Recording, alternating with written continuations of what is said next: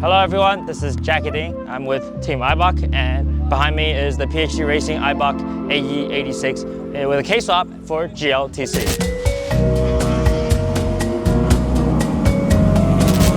The GLTC 86 project came together in a very short period of time actually. We bought the shell a couple years ago, literally with a cage and nothing else. And everything that you see behind me is built from the ground up. We took the whole thing apart, cut the chassis up to make room for the engine and transmission, and in order to maintain the stock AE86 suspension geometry and still maintain a reasonable hood line. We have control arms from Techno Toy Tuning and of course suspension from Annex with Eibach springs. The Titan 7 also worked really well with us to work on a set of custom 3-piece wheels for these fancy wide body.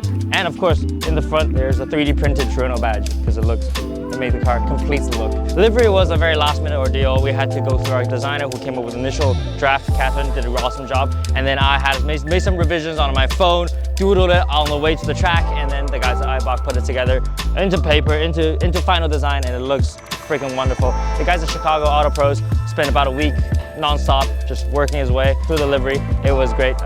They did an awesome job making the car looking as pretty as it is. And of course, there was a lot of accidents on track, but we managed to keep it clean. So, end of the weekend, everything's clean, beautiful, just as we came here, and I think that's always a win.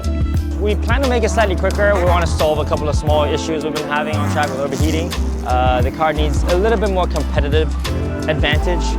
It needs a little bit more speed overall. And I need to be able to learn to drive it better. It's a very physical car. It's full manual steering with a kick steering rack, big 245 tires, big.